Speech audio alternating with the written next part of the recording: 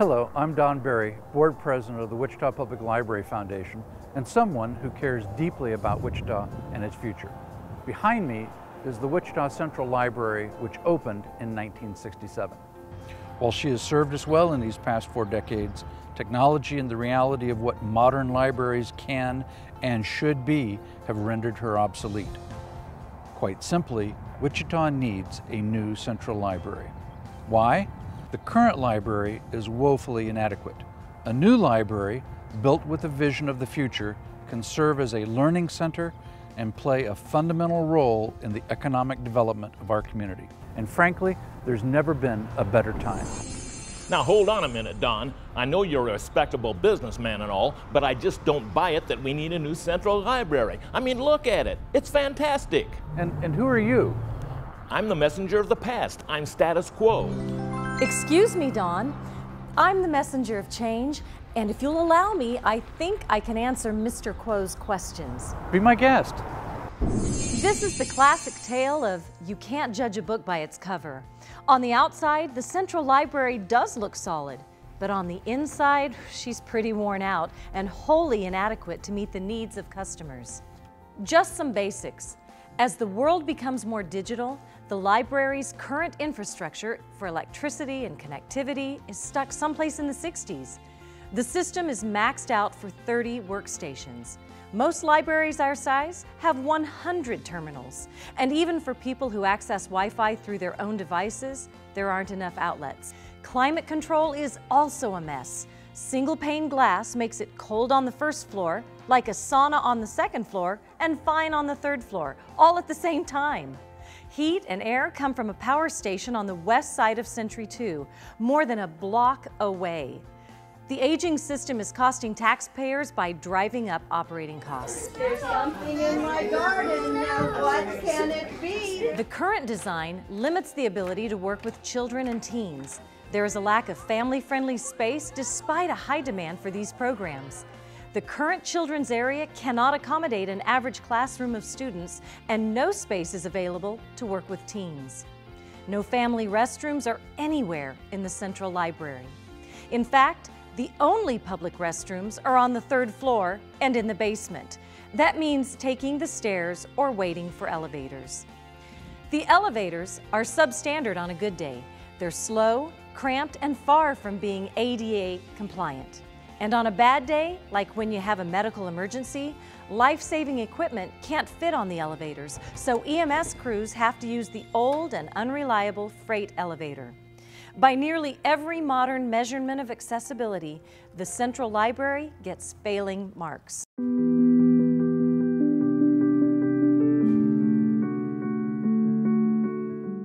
Yet despite that, 285,000 customers visit the Central Library each year.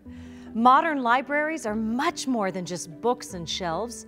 They are centers for the exchange of ideas, community dialogues, meetings, and exhibitions. The current library has only one space for a meeting. It's limited in its capacity, and its 3rd floor location means it can't be rented after hours. This is one of the most important collections in the entire library. It's about the city's history, the people, the companies, and decisions that made Wichita what it is. It would be too expensive to digitize, and right now, lack of space means parts of this collection are jammed into back rooms without adequate climate control. And speaking of space, did you know that more than 50% of the current space is not accessible to the public? It's occupied by long back hallways, offices, and other areas that served a purpose in yesterday's library, but the building's poured concrete walls make it cost prohibitive to renovate and reclaim the space. Hey, old buildings are rehabbed all the time. Why don't we just remake the old library into a modern one? It's a noble thought, and one that was evaluated by Law Kingdon Architects in 2011. Their estimate, $22.6 million for the rehab.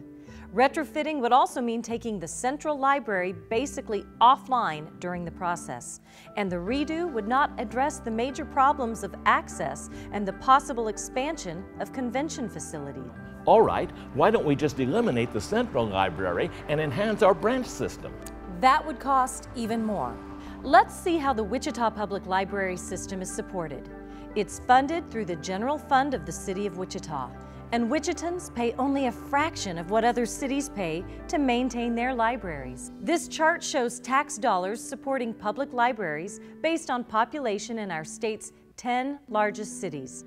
Wichita is dead last and only about half of the per capita funding for all Kansas public libraries. I'm a wide-mouthed frog and I eat flies. What do you eat, alligator? Despite this, Wichita is able to maintain a good library system because it maximizes staff and materials through the hub and spoke system. A central library that feeds the branches with resources and expertise is the most efficient model from a taxpayer's perspective. But isn't the use of the central library going down anyway? Plus, I can get everything I need on my smartphone. While customer counts at the Central Library have been declining slightly, that's not related to demand for service. Budget cuts have forced a reduction in hours and programs. When your business is open fewer hours and you offer fewer programs, it's logical your attendance will go down. And we're glad that you have the money to afford a mobile device with a data plan. There are lots of resources at the library you can access. But 25% of Kansans do not have personal access to the internet. The library staff spends hours coaching customers on how to use these digital tools. Even basic stuff, such as applying for a job online or using apps and software, takes some coaching. And as for having the entire library collection at your fingertips, forget about it. Copyright law prohibits digital reproduction, and it's simply cost prohibitive to digitize the parts of the collection that are not blocked by copyright. The bottom line is that thousands of works will never be available online.